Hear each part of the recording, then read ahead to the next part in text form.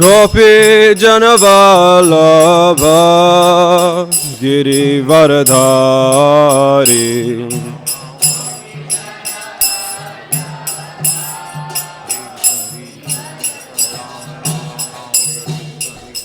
Yashodhanandana Braja Janaranjana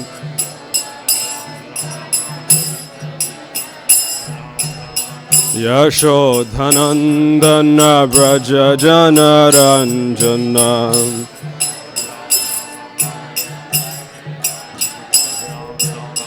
Yamuna Tira Vanachari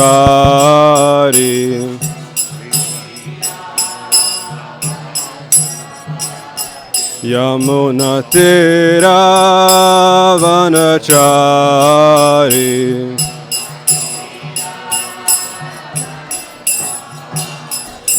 Jaya Radha Madhava Kunja Bihari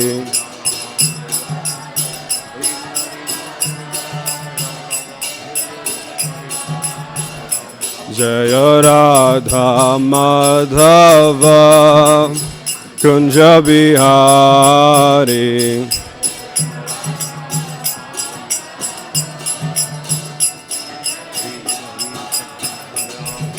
Gopi Janavallabha Girivardhari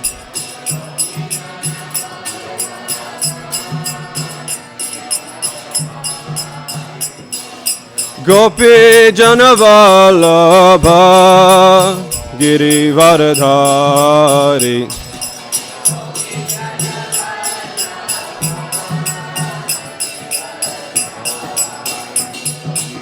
Yashodhanandana Braja Janaranjana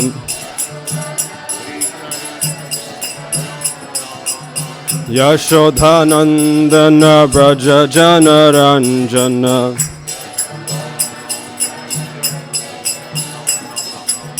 Yamuna Tira Vanachari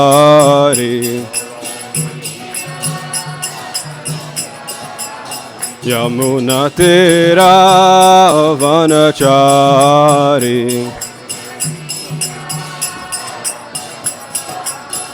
Jaya Radha Madhava Kunja Bihari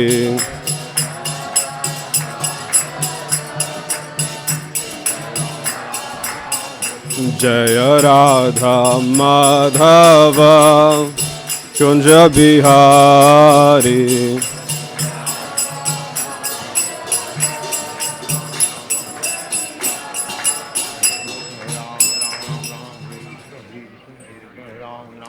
Thank you so much.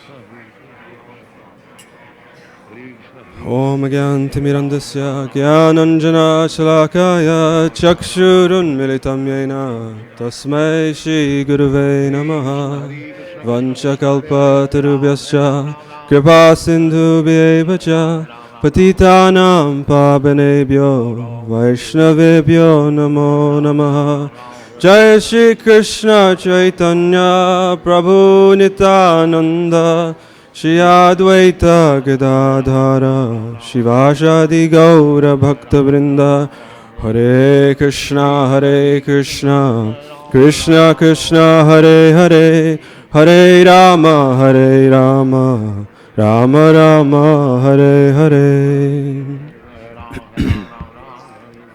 Hare Krishna.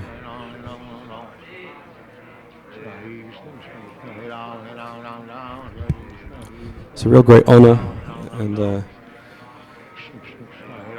privilege to be here with all of you today. I feel really grateful and very happy to be able to serve in some way. Hare Krishna. Krishna is very sweet. Does anyone agree with me? If you don't, then you're in the wrong place. Krishna is the sweetest of the sweet.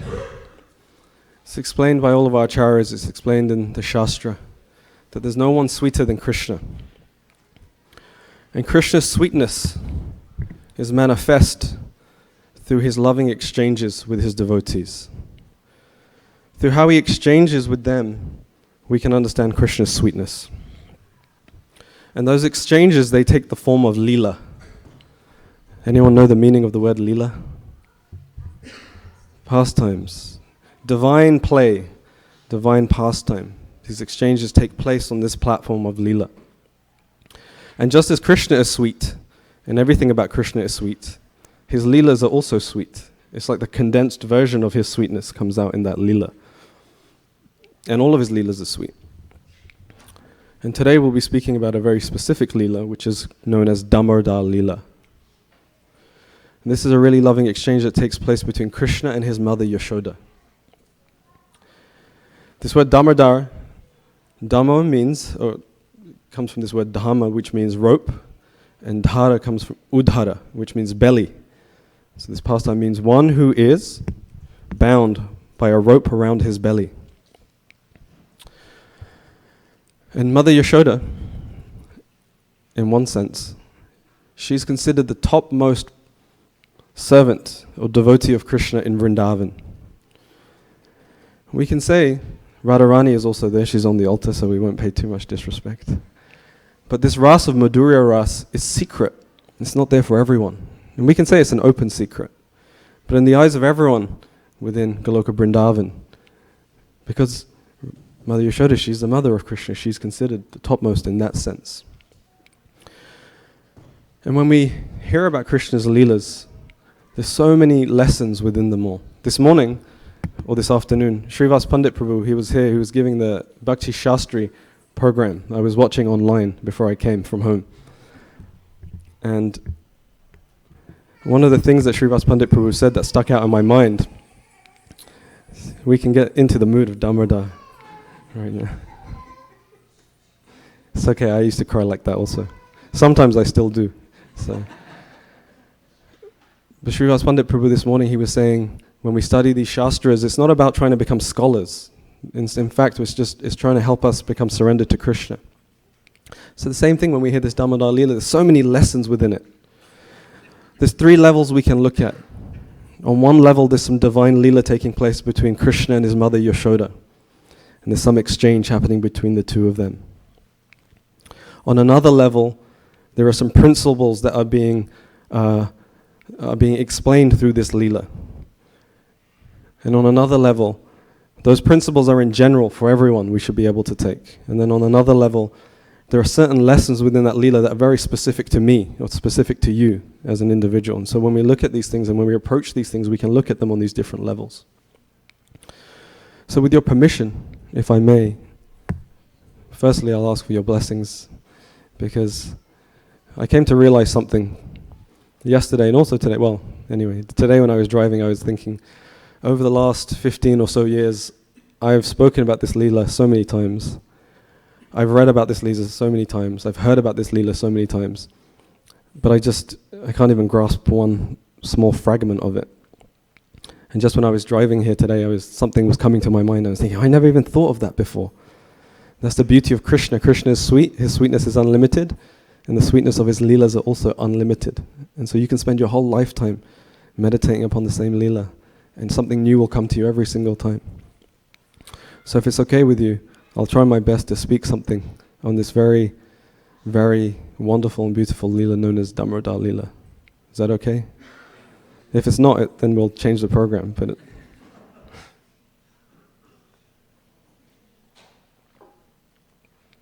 So Krishna is very sweet. And everyone in Vrindavan loved Krishna so much. But sometimes, in his sweetness, he was also very mischievous.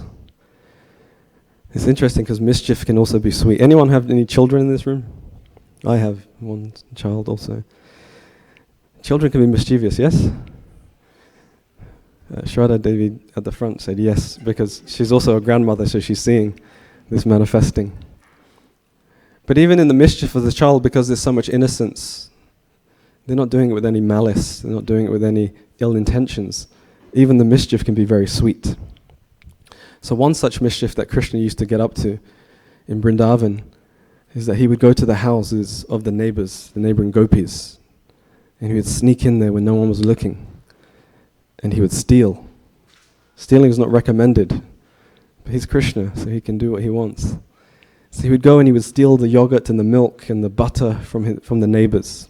And he would sneak in there. Not only would he steal it and eat it himself, he would also give it to other people, his friends.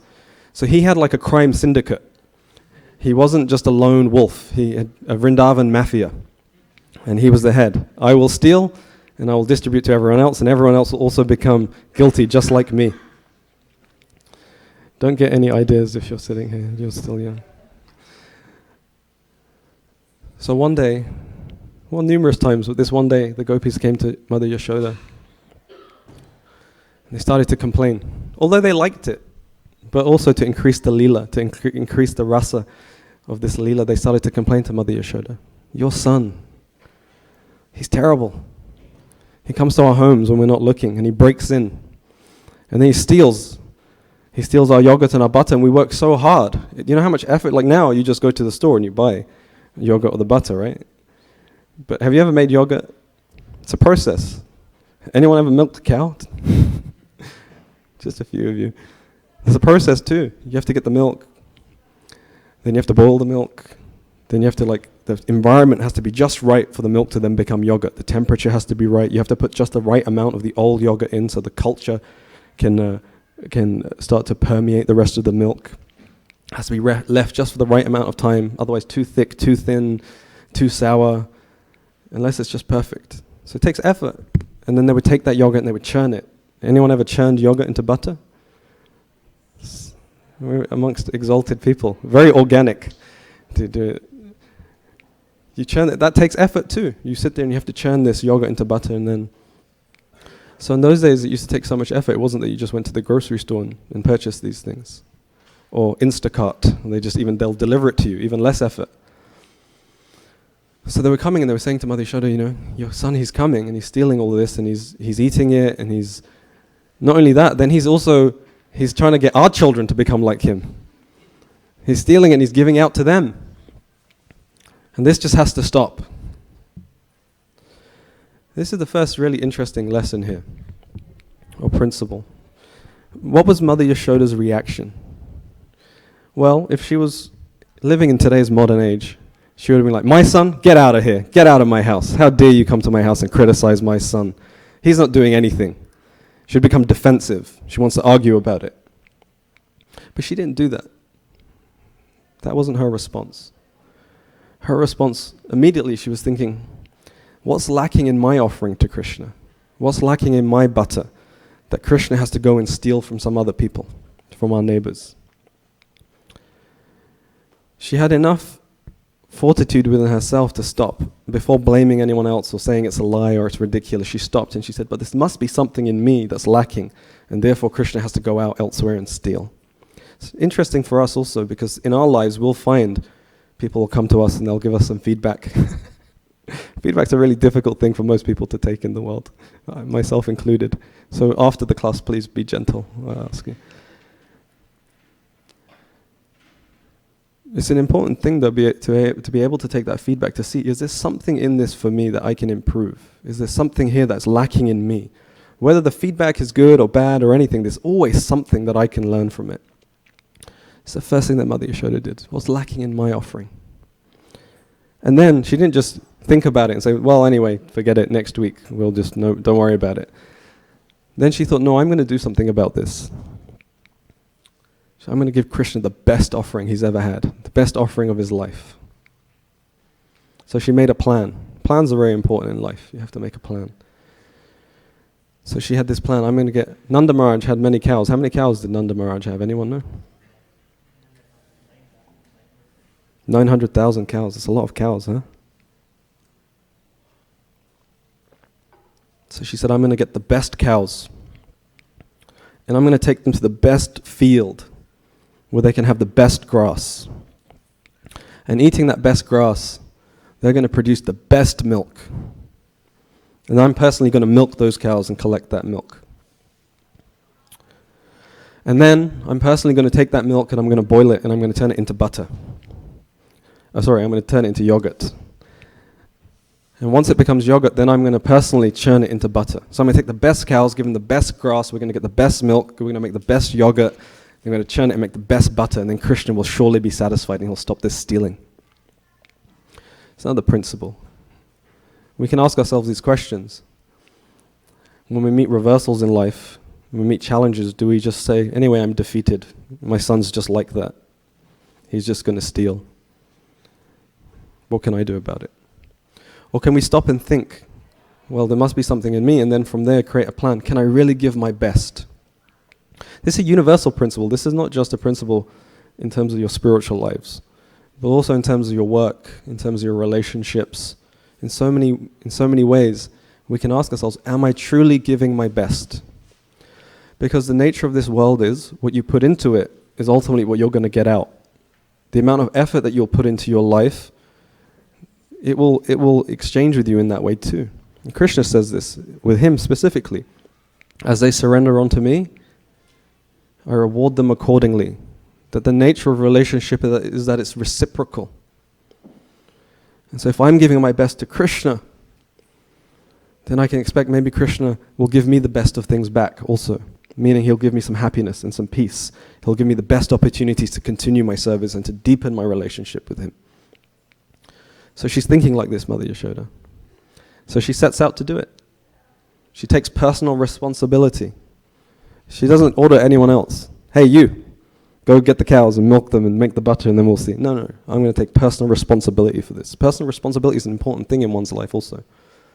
Unless we're willing to take personal responsibility for something in our lives, we can't really complain about the outcome of what's happening around us.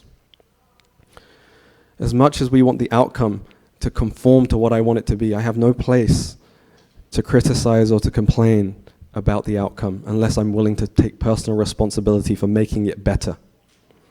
Right? This happens in the world a lot. I do this all the time. I don't watch the news anymore. I stopped watching the news a long time ago.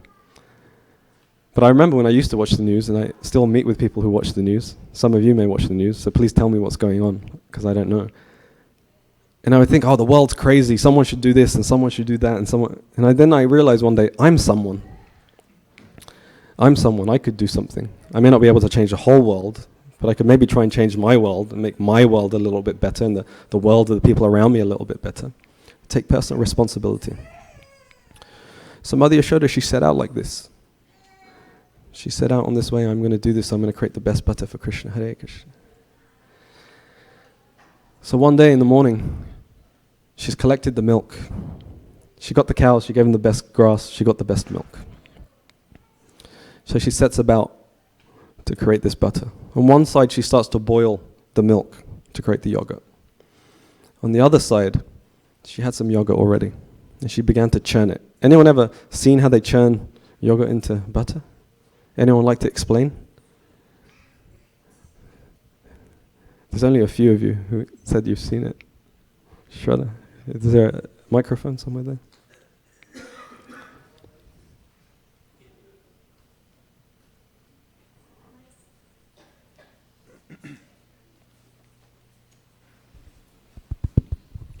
Well, personally, I have used a blender to make the butter, but I'll explain to you the process. Because my mother-in-law used to churn using this traditional method.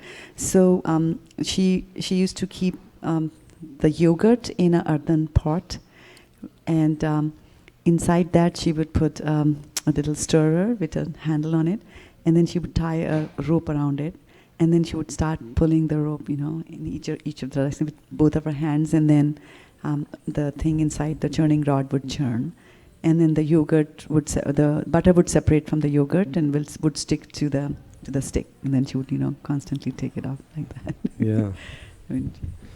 Thank you for sharing that. Yeah, you can use the blender also. That's the modern equivalent of the earthen pot. But in the old days, they put it in a big earthen pot, clay pot. They put it in, and it would be a stick. And at the bottom of the stick would be some sort of churning, it was a churning rod, and they would have a rope and they would twist the rope. Mother Yashoda started doing this. Anyone who's seen this done with an earthen pot, in the beginning there's a sound that comes. You ever heard the sound? What's the sound like? It's like shh, shh, shh. It's like a sloshing sound. And one of the things that happens as you begin to churn and the butter begins to form, the sound starts to become a little deeper. It goes from a shh, shh to more like a boom, boom, boom. Sounds kind of like a mridanga. Could you do that on the big end of the mridanga? Anyone know how to do that when you slide down it? You can hit it though at the end. It's fine. It sounds like somewhat like that. It sounds like a mridanga. And while she's doing this, oh, here we go. We're gonna get a.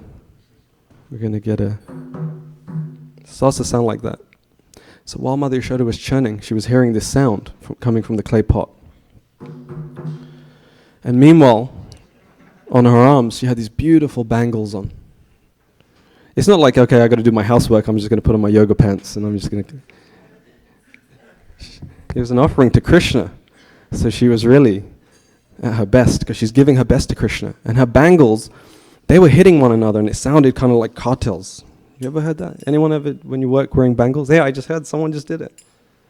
Yeah, kind of like that. So her bangles were hitting each other. It was creating this sound. It was like this. So the mridanga was going with the clay pot, and her bangles were sounding like cartels. And what was she doing while she was churning this? She was thinking of Krishna, and she was doing something else too. She was singing. She was singing the glories of Krishna. So the mridanga from the clay pot was going, and the cartels were going from her bangles. And she was singing. Krishna Govinda Govinda He Gopal Nandalal. Govinda Govinda He Gopal Nandalal.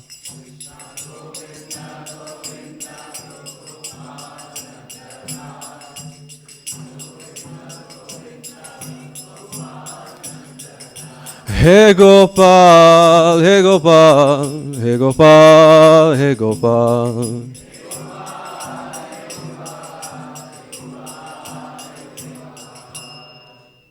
So in this way she was having her own little kirtan.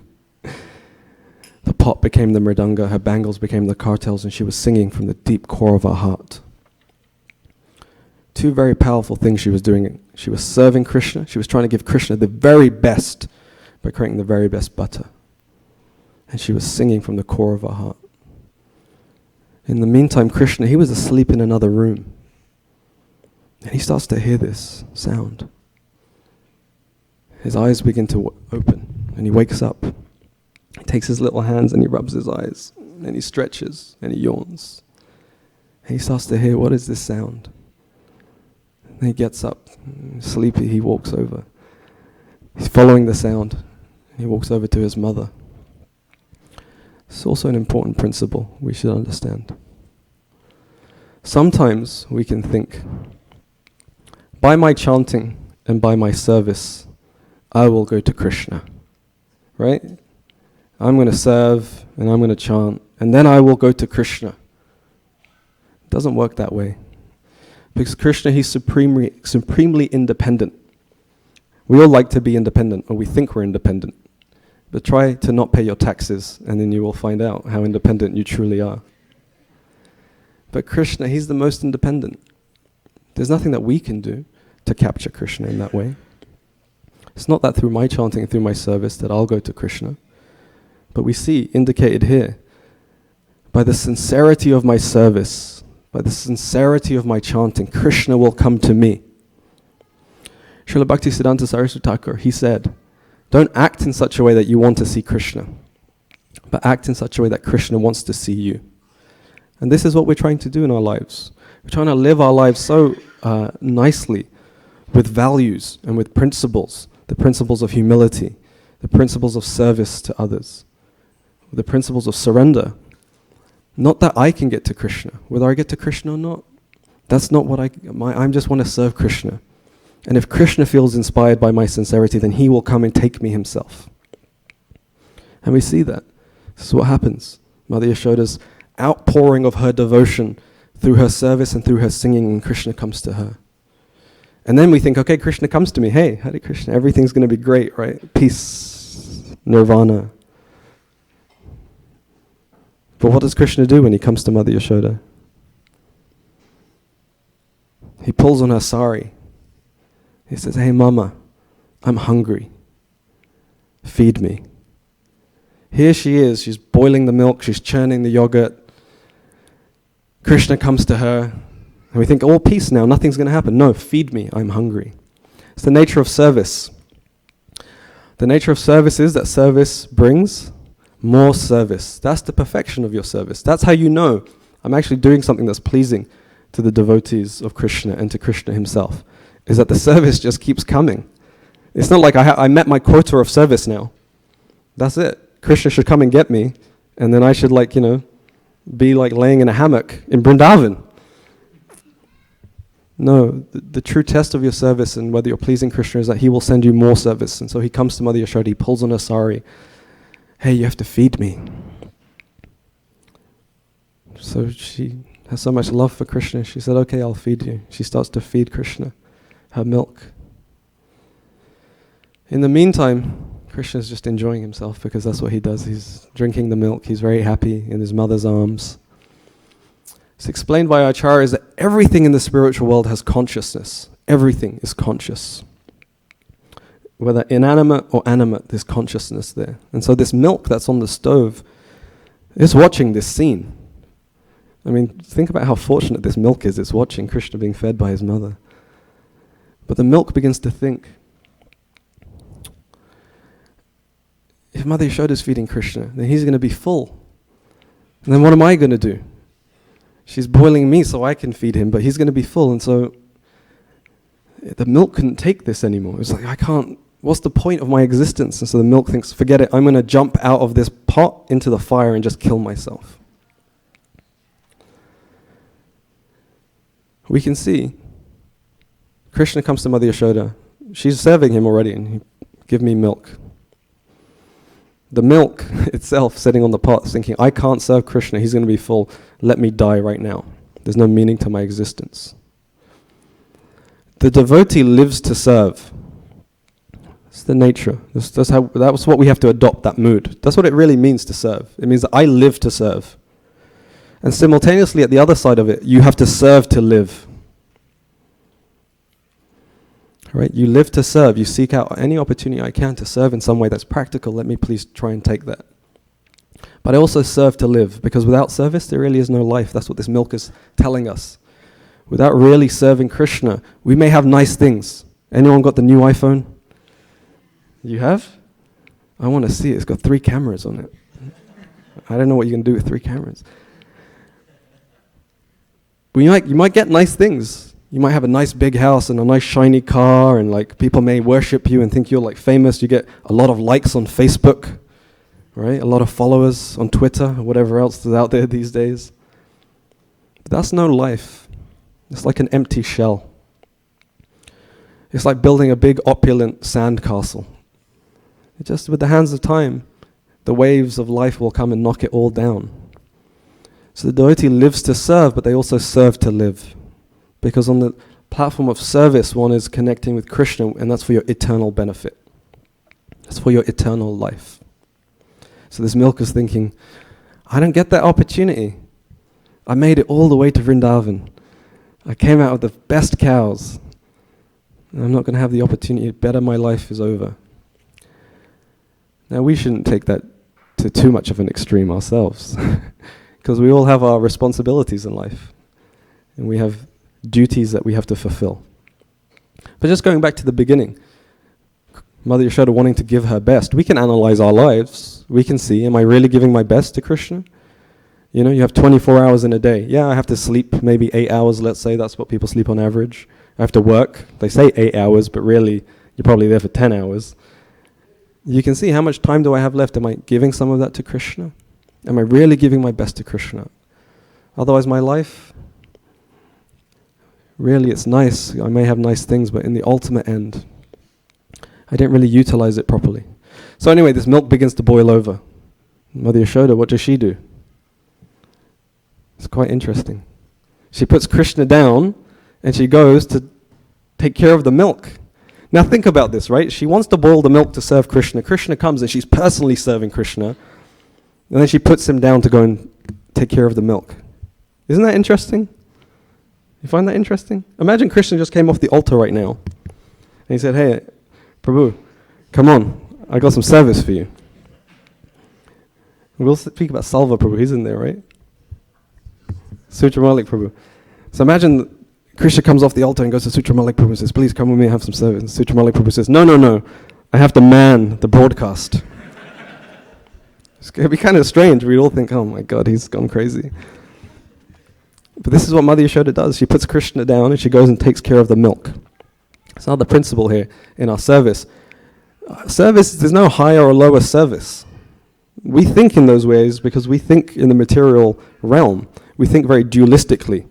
One thing is higher than the other, one thing's better than the other. But in the spiritual realm, everything is absolute.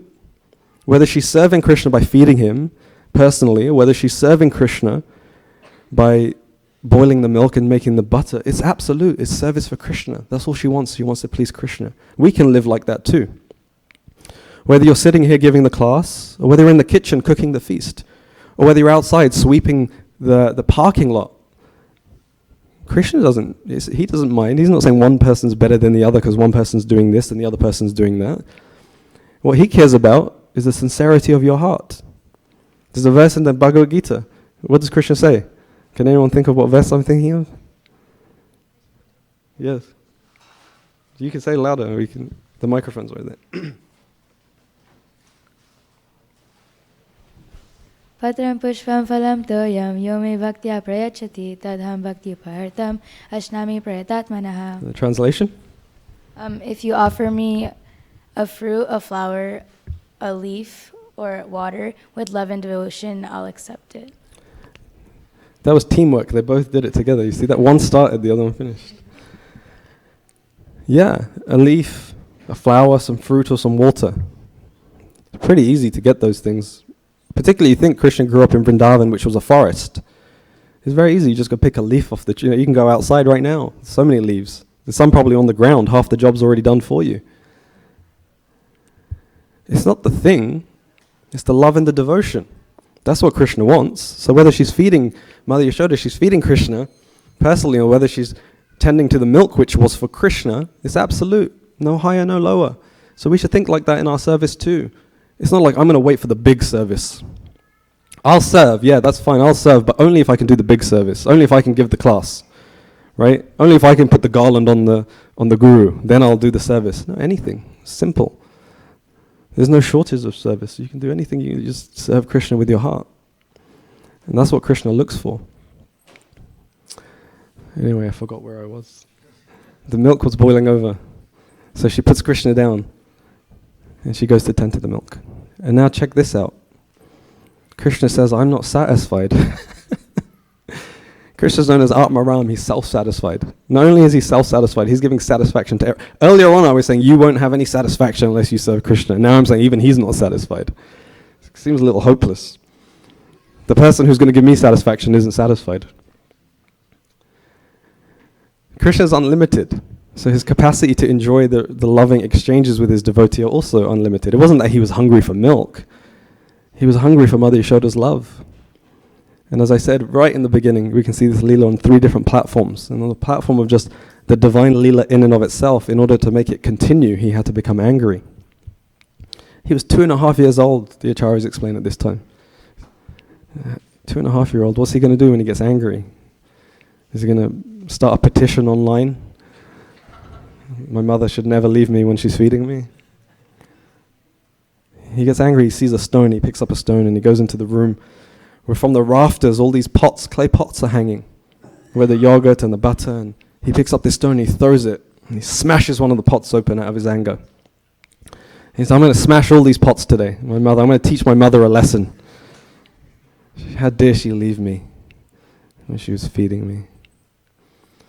So he starts to break these pots. He starts to take the butter out and starts eating the butter. I told you in the beginning, right? He likes to steal things, so he's even stealing from his own house now. His crime degree is becoming even greater now. Before it was just the neighbors, now it's his own house. So he starts to steal this butter, he starts to eat it, but then he does something even more interesting. He sees some monkeys and said, hey, monkey, come over here. I got something really great for you. He's eating the butter and he's giving the butter out to the monkeys as well. This is what he used to do with his friends, right? This is why the other gopis came and complained. He's not only is he stealing our butter, he's giving it to our children and making them thieves as well. So he starts to give this butter out to the monkeys as well as eat it himself. It's another great principle here. There's no possessiveness. I stole this butter, it's my butter, I'm keeping it for myself. He wasn't possessed, there's no possession, no. Freely, give to everyone. Give to the monkeys, no problem, let me give. This is what Krishna does, he reciprocates. We can see it from that platform too, from that angle of vision. We want to give our devotion to Krishna, and Krishna will take it, and then he'll give us something in return, and he'll give us deep prema. So anyway, Mother Yashoda, she finishes tending to the boiling over milk, and then she says, oh, my son's gone. He must be up to some more mischief. So she goes looking for him, and she sees this broken pot. There's only one person who could have done this. There can be no one else but that little boy, Krishna. He broke my... And then she sees these footprints, buttery footprints. That's why Krishna has such soft feet, because they're always moisturized with butter. So she sees these footprints, and she starts to follow the footprints, and she sees Krishna sitting on top of a grinding mortar. He turned it upside down. He's sitting there, and he's reaching up to the rafters. He's taking the butter, and he's distributing it to the monkeys. And out of the corner of his eye, he says, oh no, I'm in trouble. My mother just caught me. You ever have that feeling when you were a kid? I sometimes still have it. I'm not young anymore. You know, I do something and my mother finds out, oh, Krishna. I remember being a kid and you have that feeling. It's like, oh, you just want the world to, like a hole to open up in the ground and swallow you alive. She found out. Now it's confirmed, you know, that he's a mischievous young boy to her. So seeing her, he becomes so fearful.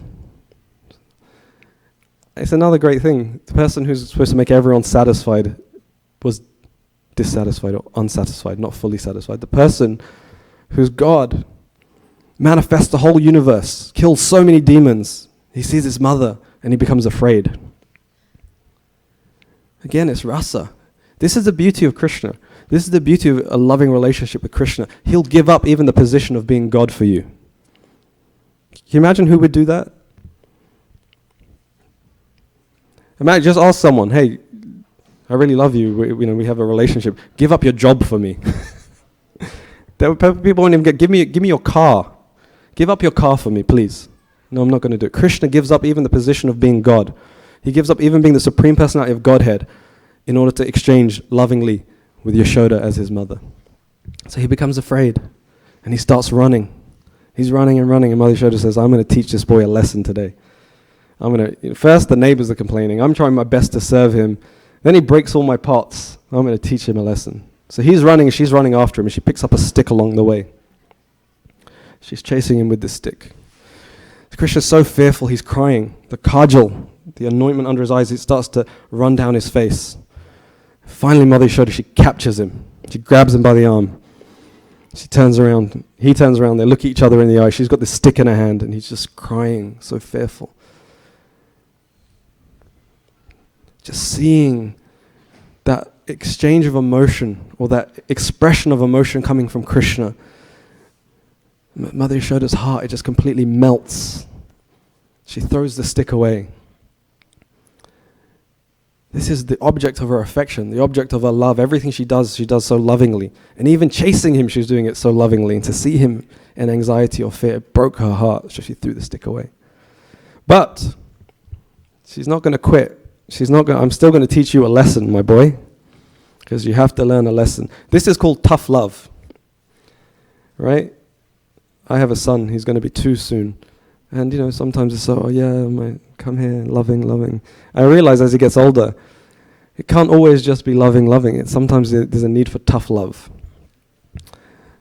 I needed that when I was growing up, so I can estimate probably he will also need it. But the emphasis on tough love is not on tough. It's on love. And so even when we have our relationships in this world, sometimes in our relationships there's a need to be a little tough, right? We're trying to serve everyone. Undoubtedly, we're trying to be humble. But we're going to meet conflict. We're going to meet challenges with others. It's just the nature of the world, unfortunately. And you may have to deal with it with some tough love, but put the emphasis on the love and not on the tough part. It's an important thing. So anyway, Mother Yashoda's thinking, okay, what am I going to do? I'm going to teach him a lesson. So she comes up with the idea. I'm going to tie you up. I'm going to tie him to this grinding mortar. Because then he won't get into so much trouble. I'm trying to make something nice for him. And if I tie him up, then he'll be over there. I don't have to worry so much. He'll be fine. So she takes him to the grinding mortar. She takes some rope. She takes the rope. She puts it around his belly. And then she goes to tie the knot. Guess what happens? It's too short. The rope's too short. It's 2 fingers too short, it's explained. 2 fingers too short. So Mother Yashoda, she says, forget it, I'm not going to do it. Let Krishna run around. I'm done for the day. Is that what she did? What did she do?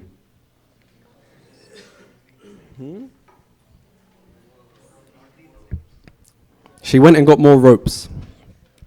She went and she got another rope. She tied that rope to the original rope. She tried to tie Krishna again. She goes to tie the knot and still 2 fingers too short.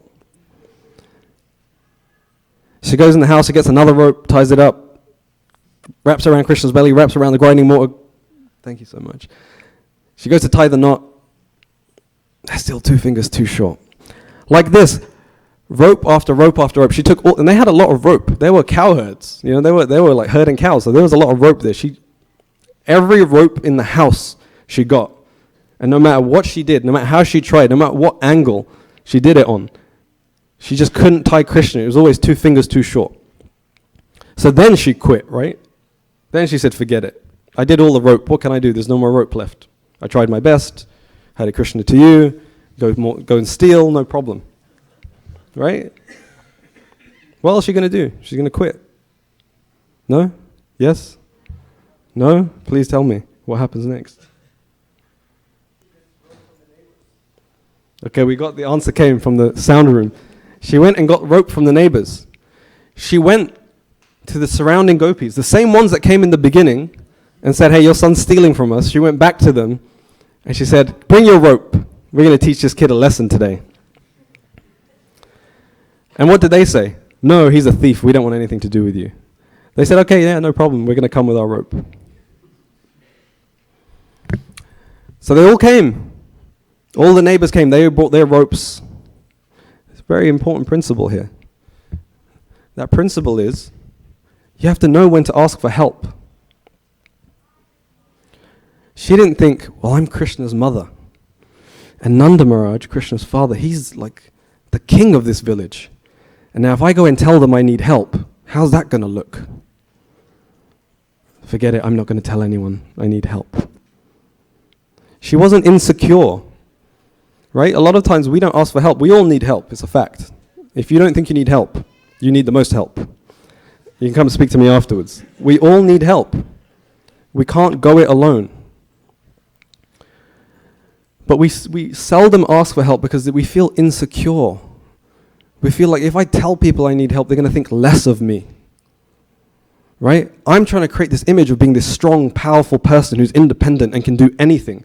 How I'm superior to everyone else. So how's it going to look if I say I need help? That means I have to admit someone else is superior to me. Someone else might know something I don't know. Someone else may have some skills that I don't have. You have to be able to ask for help. This is God's mother. She's asking for help. She's asking for help. Goes back again to the very beginning. She wanted to offer Krishna the best. Same thing with us. We want to offer Krishna the best. But what if my best comes up 2 fingers too short sometimes? Should I just quit? Should I forget it, man? I'm not doing it. I just won't go to the temple anymore. No, ask for help. That's why Sangha is emphasized so much by our acharyas. Surround yourselves with good people, and they will willingly help you. They're not going to think it's a burden. They're not going to think, come on, Yashoda, I have to now find rope in my house because you can't discipline your son. Willingly, happily, they came forward to help. When you don't have insecurity, when you feel very secure and you realize with humility, I have my shortcomings, I'm trying my best, and I want to offer the very best, then you'll ask for help. You'll get input for other people. You don't become possessive. Well, he's my son, I'm the one who's going to tie him. So all the neighboring gopis, they came, they brought their rope.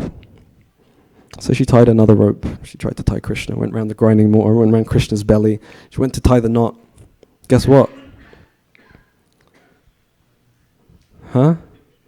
She couldn't do it. She couldn't tie the knot. Still 2 fingers too short. So rope after rope after rope. All of her ropes were exhausted. All of the neighbors' ropes were exhausted.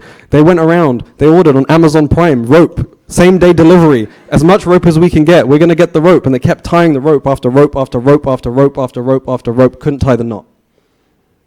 2 fingers too short. But guess what? She just wouldn't quit. Mother Yashoda, she just would not quit. And as she was doing this, she's trying her best. I'm going to tie you up, Krishna. It's explained in the Srimad Bhagavatam. She's starting to perspire. She's starting to sweat. Her breathing is starting to become heavy.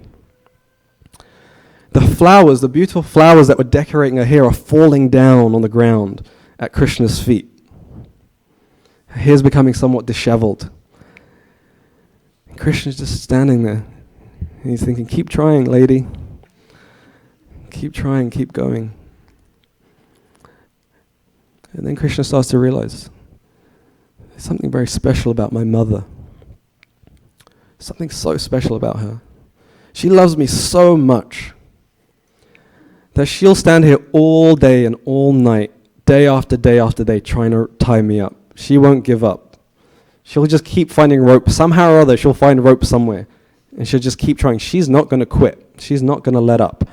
Look how much endeavor she's making. Look at how much effort she's putting in. She's starting to sweat. She's starting to breathe heavily. Her hair's becoming loose. But she's not giving up. Seeing this, remember Mother Yashoda saw Krishna's emotion when she had the stick? What did I say happened when she saw his emotion? He was so fearful and he was crying and she had the stick. What happened? Seeing his emotional expression. You remember? It was like 10 minutes ago. Her heart melted.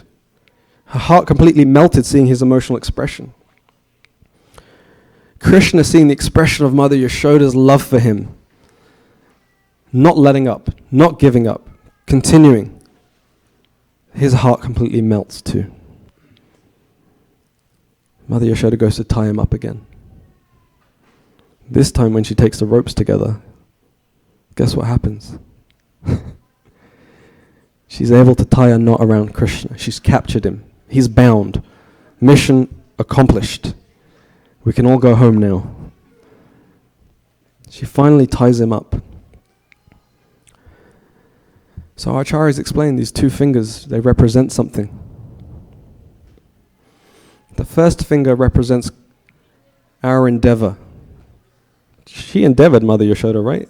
She was really endeavoring. I mean, rope after rope, perspiring. When was the last time we sweated when we were doing our service? I mean, I'm kind of sweating right now because there's so many of you in the room. Endeavor, it's that 1 finger. And seeing the endeavor, the sincerity of that endeavor, that kind of relentless, I'm never going to give up. Whether you get tied or not, I'm not going to give up.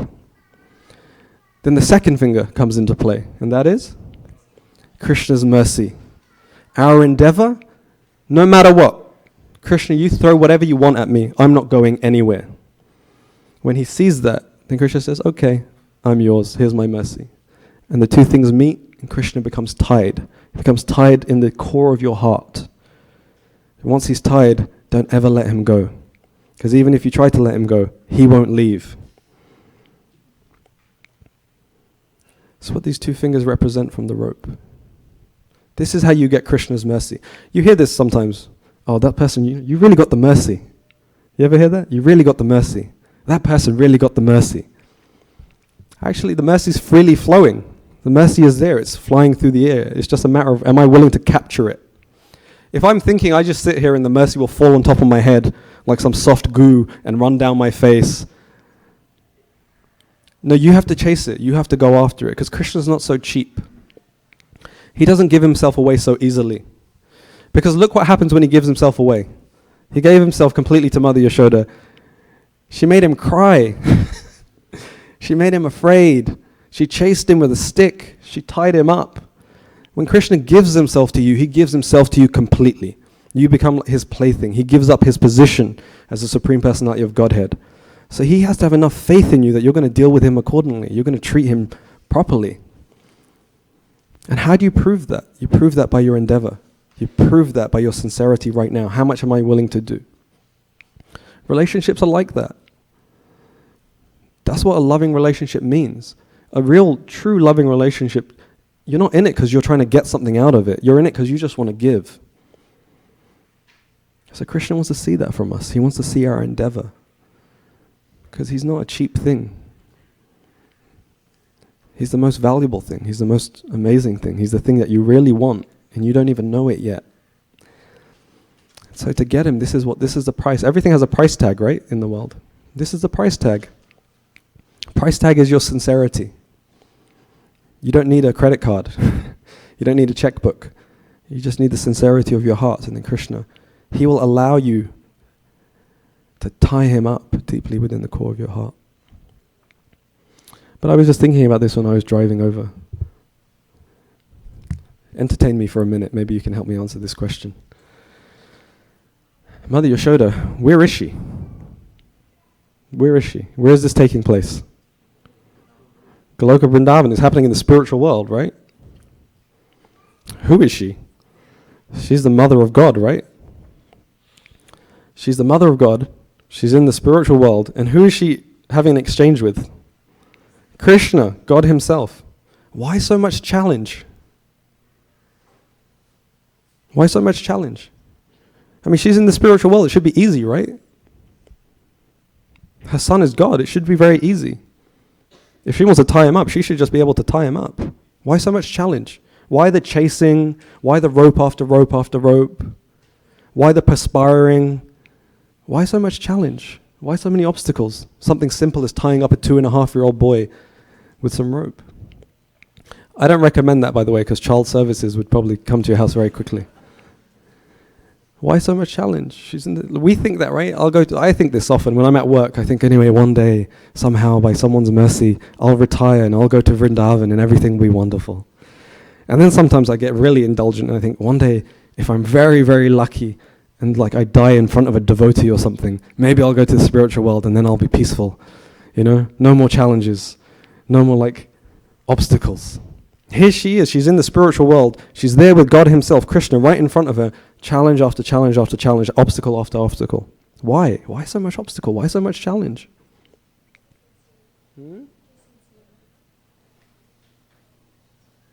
Her sincerity, and she shows how much she really wants to tie Krishna up, and that kind of reflects of like how in bhakti itself, like we can, with our free will, we can automatically say Krishna, like yours the ultimate goal, but we have to like really see how much do we really want Krishna.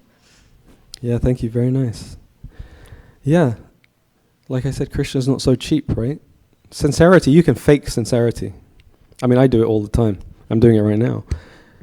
You can fake it. Some people are really good, like who are actors, and they can even fake tears. They can start crying, right? Some people can do that too. So your sincerity becomes tested. This is why so much challenge. This is why. Krishna really wants to see. Are you really that surrendered? Do you really love me that much? Because it's easy to love someone when it's all good, right? That's kind of easy. I think about this with my son.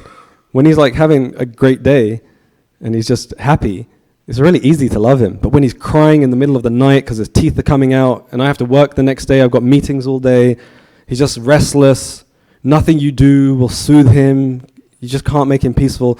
Sometimes it's difficult to love someone in that situation. I'm just being honest, right?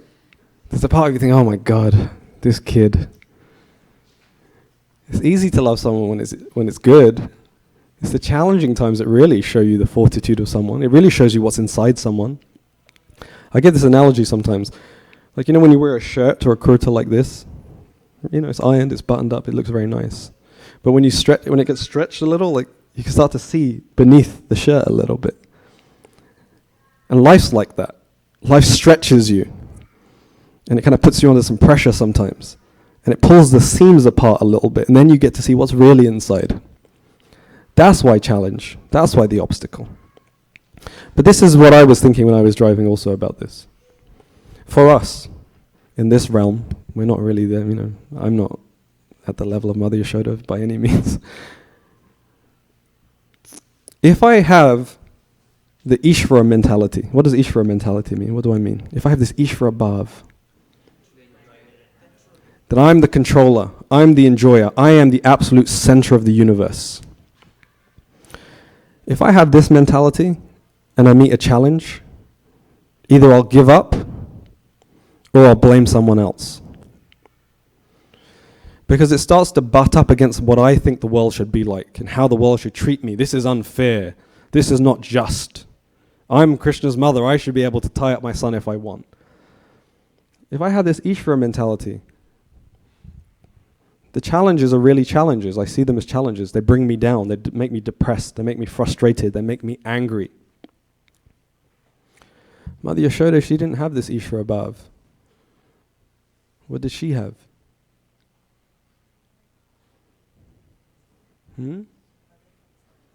Motherly? Seva bhav. Man, you're getting all the answers today. Seva bhav. She had the seva bhav. I just want to serve you. If we adopt this mentality, I'm just a servant. This is what I am. I'm not the master. I'm not the controller. I don't get to manipulate the world and exploit the world for my own ends. I'm simply a servant. That's who I am. That's what I am. That's what my whole existence is about. Then these aren't challenges. Mother Yashoda is not seeing this as a challenge. This is just a way to deepen my service. This is an opportunity to serve more, to surrender more, to give more of myself. So you can test. We can see, where's my mentality? Do I feel like the world's being unfair to me? Do I feel like this is so difficult? Why is this? That means my mentality is that I'm trying to control and manipulate the world. But those same challenges, those same obstacles may come to you. But if you have this seva bhav, I'm just a servant, then you'll look at it and you'll see, what's Krishna trying to teach me through this? What opportunity is Krishna giving me through this challenge?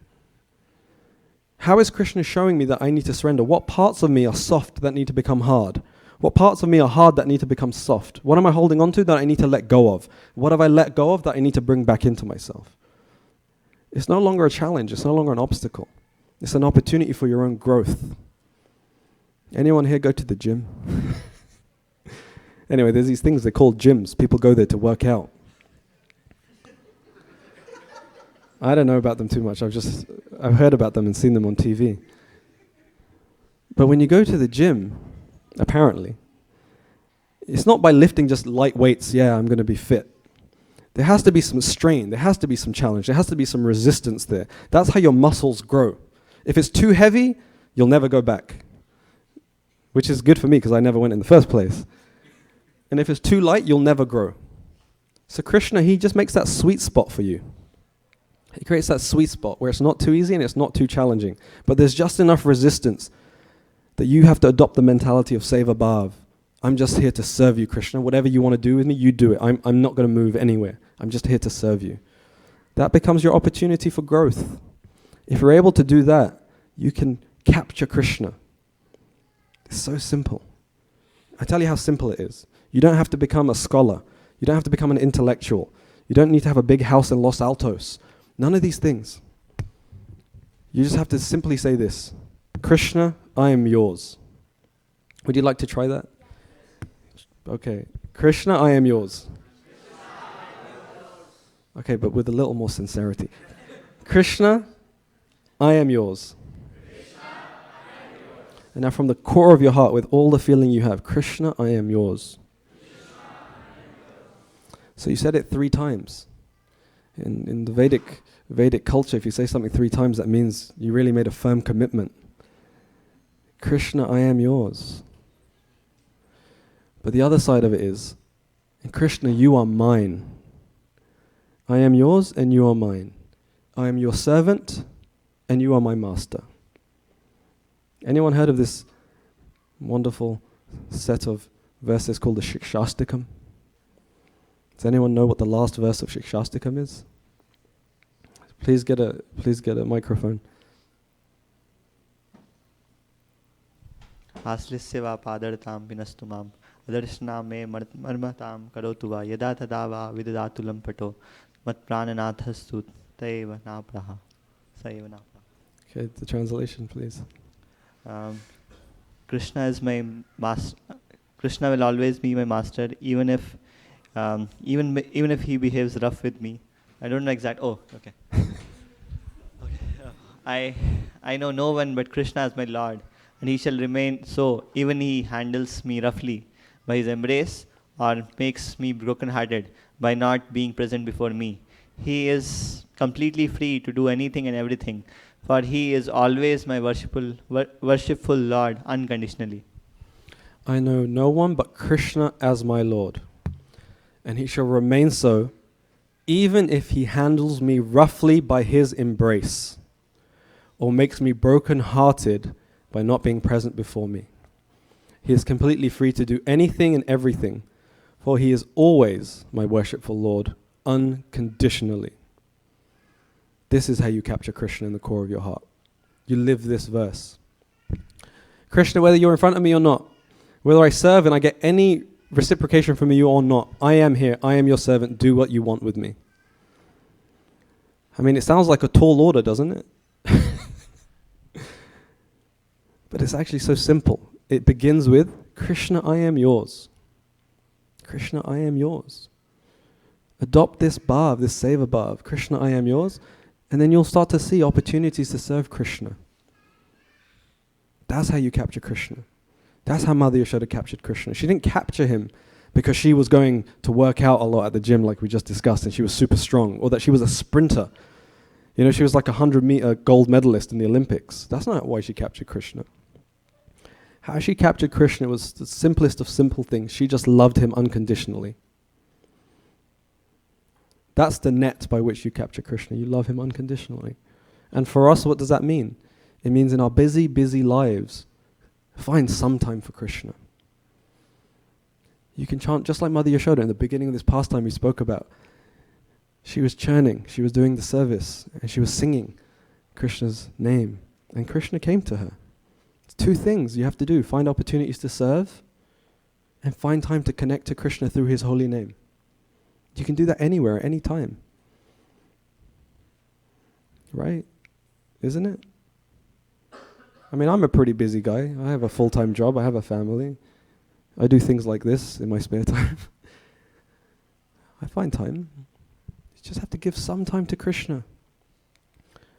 And again, going back to the beginning, the best. Give your best to Krishna. And what your best is today, it has to be your best. Don't compare yourself to others. Give what you can give. And what your best is today, it may be different tomorrow. It may be different a week from now, a year from now, 10 years from now. So analyze. Just as Mother Yashoda did in the beginning, what's lacking in me? What's lacking in my offering that Krishna has to steal? Analyze. How can I increase my service? How can I increase my surrender to Krishna? How can I give my best? That unconditional love, it will serve you for eternity. It's not like this world in which, I'm going to work hard for my boss and then next week he tells me you're fired. Krishna will never let go of you. If you say, Krishna, I am yours, then Krishna will also say back to you, and I am yours. It's really beautiful. It's really wonderful. This is the opportunity that is right in front of all of us today, every day. Krishna makes himself available to us. All we have to do is just chant his name with some sincerity. That's it. And then you can capture him. He'll be tied to the core of your heart. There's not a joy like that in this world that you can ever experience. There isn't a love like that in this world that you'll ever even come close to. That's what we're all looking for. Every single one of us. Whether you're the man who lives in the White House in Washington, D.C., or the man who lives in some other house in North Korea, or in Russia, or here in Silicon Valley, whoever you are, this is the longing of all of us. Our real longing is that we want to have a loving exchange with Krishna. We want to re-enter into that relationship. And we've forgotten that. So take one step towards Krishna and he'll come running to you. 2 fingers. Our endeavor. If I willingly put my endeavor into serving Krishna and finding ways to connect with Krishna, then his mercy is guaranteed. The 2nd finger is guaranteed. And this month of Kartik is a very special time to try this. Over the next 1 month, make some small commitment to yourself and to Krishna. You don't have to say it publicly. You don't have to put it on Facebook. Just make some small commitment to yourself that, Krishna, this is how I'm going to connect with you every day over this next month. And then do it. And see the result for yourself.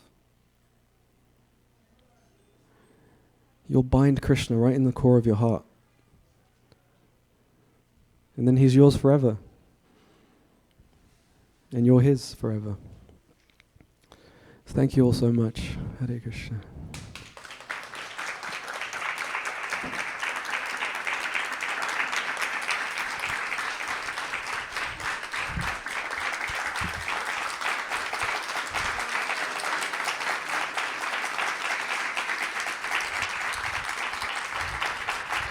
Thank you, thank you.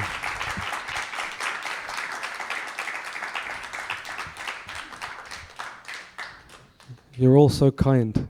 This is why my favorite place to come in the world is here, because you're all just full of so much kindness and you encourage even someone as lowly as me. We'll stop there because we have some time for any questions or comments, corrections, chastisements, concerns, anything else. Hare Krishna. So before you were talking about how if we give our Krishna our best, and it kind of reflected to like if we offer Krishna our lives, then he can take control of it. And also I had a question regarding like the process and how can we have faith. And I've asked this before to many people, but I still had I've tried different things, but I feel like I haven't gotten the answer. So how can we have faith that if we do take one step towards Krishna, then Krishna will come running? Thank you so much. Such a nice question. It's good we have to hear it twice because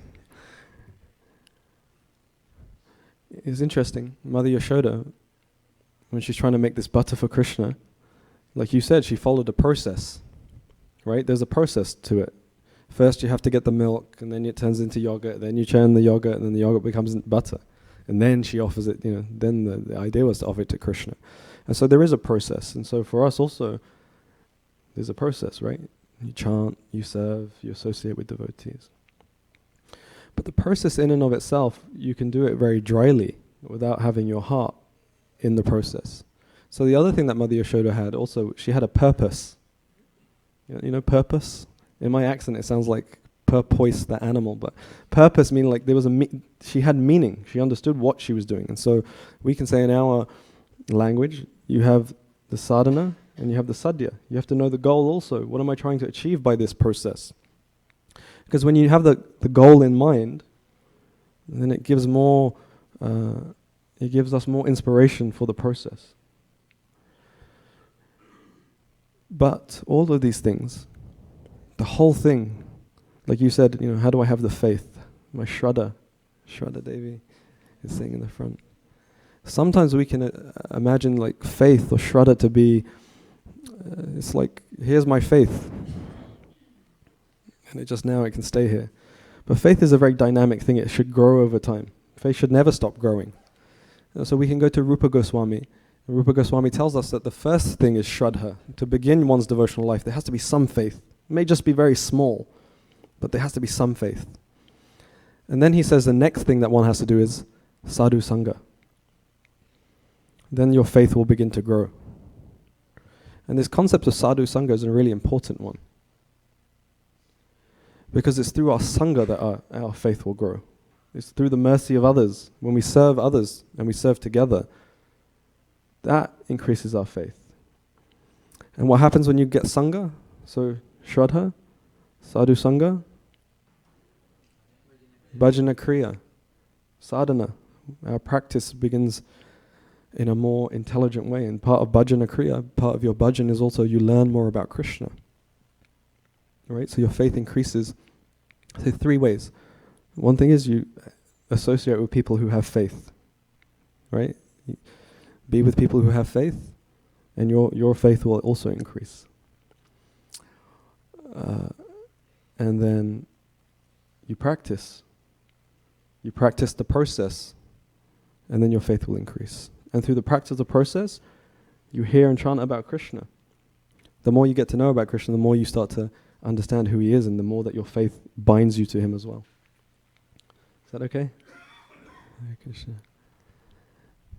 Anyone else? Please, Prabhu.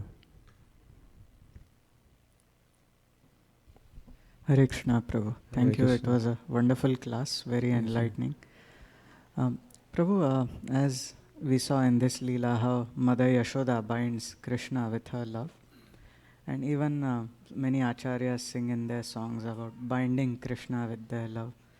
So when we sing such songs or try to understand such Leelas, and we are trying to get into the Leela, is it good on our part to also aspire to develop such high, intense love for Krishna that he becomes bound by our love? Or is it arrogant on our part to aspire for such a thing? Our aspiration is this verse which is on the projector right now. Our aspiration is, I just want to love you purely, Krishna. And whatever you want me to do, that's up to you. You'll reveal it to me in time. I have to focus on the purity of my own heart. And when I start to develop that purity in my own heart, Krishna will reveal to me what I should be aspiring for on that level, what relationship, how to bind. That's something that will come in time when our focus is save above, just service. However I can increase my service. That's my aspiration. When I hear these Leelas, I should hear them and I should understand what lessons are in this that will help me increase my service. When I hear people speak about these Leelas, I should think about it, I should hear it, and I should analyze and understand what is in this that will help me increase my service.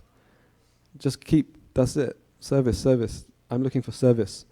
And along the way of looking for service, if I find Krishna, or Krishna finds me, great, wonderful. And if I don't, this verse, handle me roughly, make me broken-hearted, even if you're not present before me, I'm not going anywhere. That's my aspiration. My aspiration is I just want to become firmly fixed in my intention that I just want to serve you, Krishna. That's all I want. And then leave the rest to him. He's very kind like that. He'll tell you. Just like he told Mother Yashoda when he pulled her sari, feed me. She didn't have to aspire. She just aspired for service, and he came and showed her, this is how you do it. But last thing I'll also say, going back to Sangha, find people who you have faith in, who you can take guidance from. And they'll also help you along the way. They'll help you understand, is this a good aspiration? Or is this some kind of concoction that I'm coming up with? Did that answer the question? Thank you. Thank you for Hare Krishna. Shraddha, please. Firstly, I'll just say that I felt very nervous today because before I came, Shraddha Devi, she sent me a WhatsApp text and she said, I'm coming to your class. And I was thinking, oh, Hare Krishna. And now she's going to ask a question. I'm feeling kind of nervous again. Oh my goodness. I didn't know that I had that reputation. No, because we're just trying to please you.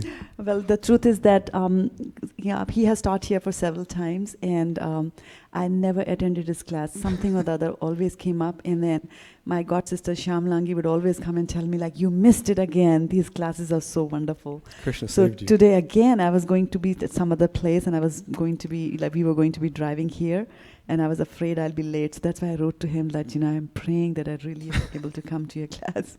And so now I know why Shamlangi says whatever she says, because your class was just wonderful. I mean, I have heard personally this Damodar story so many times, but you presented it in such a nice manner, adding at every step with everything that Yashoda Mataji did. You added a lesson for all of us, and what we should do. And that was just amazing. Thank you so much for tying that together. It's anything I could do is by the blessings of people who have been kind to me. So thank you. And then two things that I'm carrying away personally for myself was sometimes I get very overwhelmed when service comes on my head. And then you said that service brings more service. So that was a very nice takeaway. That's how you know that your service is really, you're doing it from your heart. Krishna will say, okay, I got a lot of service for you. Keep coming. There you go. Yes, it's a good way to looking at it than being overwhelmed. And then when there are obstacles in service or otherwise, you also said that, I really like the example of life pulling at your seams so that what is inside comes out. And that's where we have to be really very careful. to have good things inside, so that even if the seams are torn, we don't care.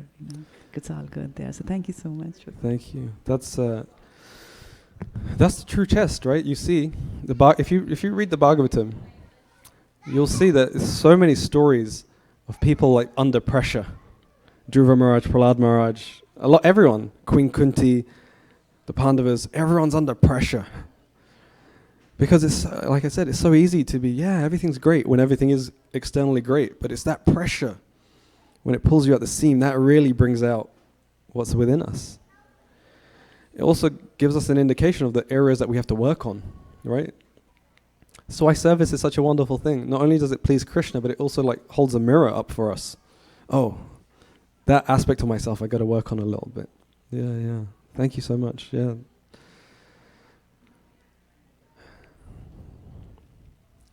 It's the front row. They're getting all the bonus points today. Okay, you'll come afterwards. Thank you so much, Prabhu, for a wonderful class, as usual. So my question is that how do you allay this fear that how do you remove this fear that what if Krishna doesn't take care, when you surrender?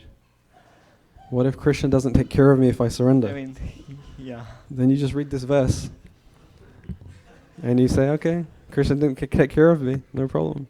Because it's not about me. I'm not doing this because I want Krishna to take care of me. I'm talking about in the ultimate realm of it.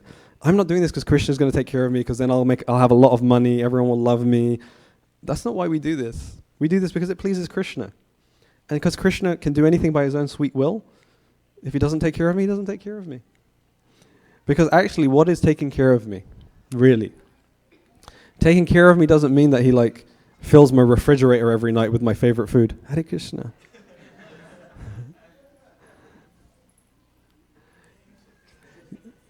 See, Damodar Lila.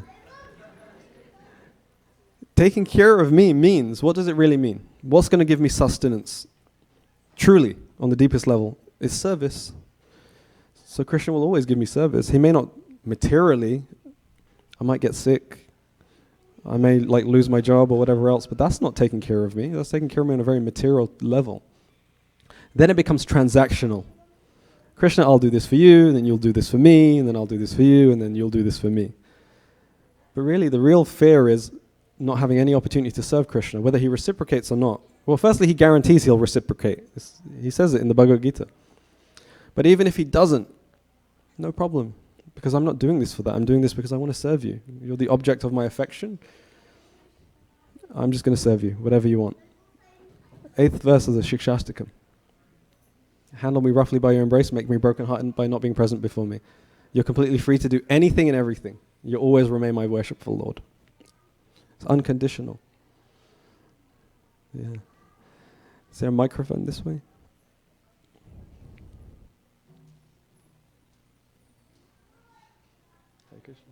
Yeah, please. Thank you so much for the beautiful class. It's not a question, but with your permission, I would just like to add a point, if you allow me. Yeah, you can add 2 points if you like. I just have one. So as you're told that everything is conscious in Vrindavan, like the milk was conscious, so the flowers on Yashoda Mai's head, they were also conscious. Yeah. And it is said there were 3 kind of flowers on her head. Yeah. One, on the side of Yashoda Maya, when she was trying to run and catch Krishna, the flowers were thinking, I don't want to weigh Yashoda Maya more, I want to lighten her burden. So they fell on her feet. The second type of flowers were on Krishna's side, and they were like, oh my God, she's trying to catch Krishna. I cannot see this side. And they also fell. The third kind of flowers were neutral. They were just having that devotion that I want to fall in the feet of this great lady who is trying to scare the person from whom the fear personified is fearful. So they also fell on the feet of Krishna. So I just love this point. So I just wanted to add it on. Thank you. It's a beautiful point. Did you all hear that? You can watch the recording if you didn't. But you see, this is a really interesting point. This Leela, because it's Krishna, is unlimited. Someone else could come here and give a whole different class on this same Leela with a whole different bunch of points that I didn't ever even come close to touching upon. And then the next day someone else could come and give a whole different class. It's unlimited. This is why it's none different than Krishna. Krishna is unlimited, his Leelas are unlimited also, and what's within them is unlimited for us also. Thank you, such a wonderful point. I really appreciate it, thanks. Please.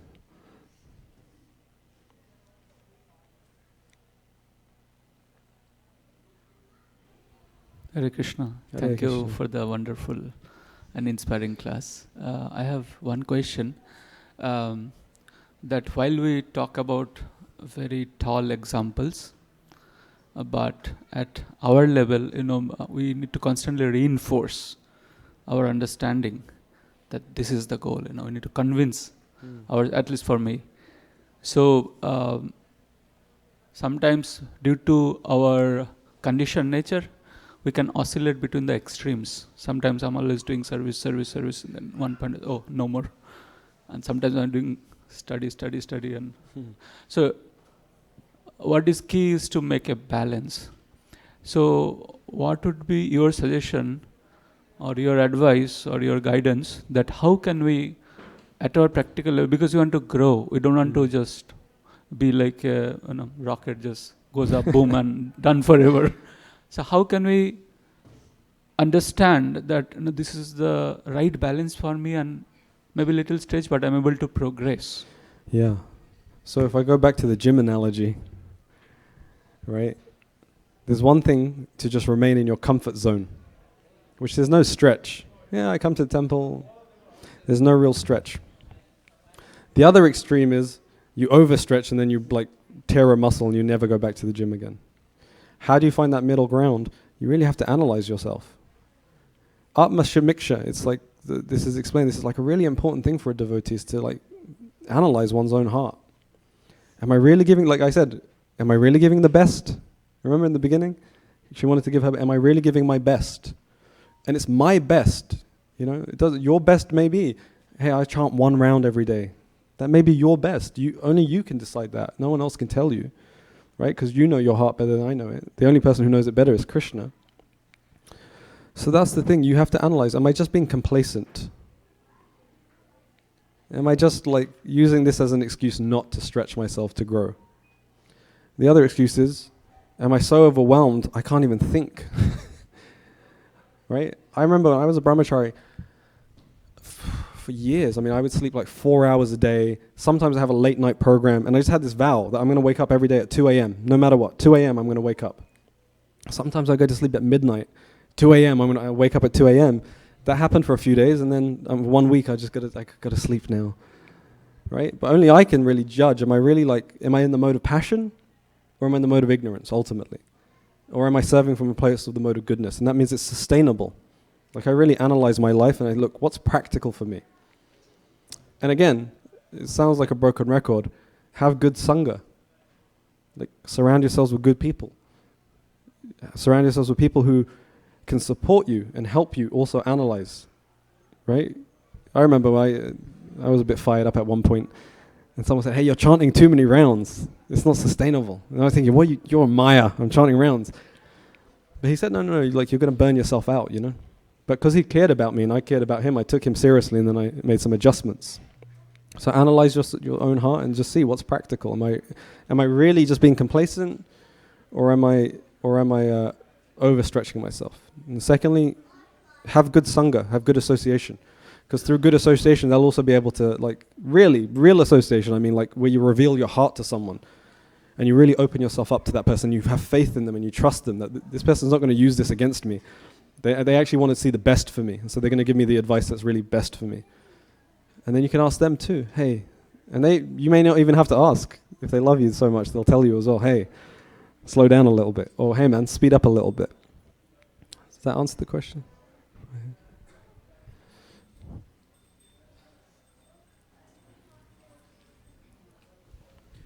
Thank you, Prabhu, for the wonderful class. Thank you. The point which stuck on my head is the two finger difference.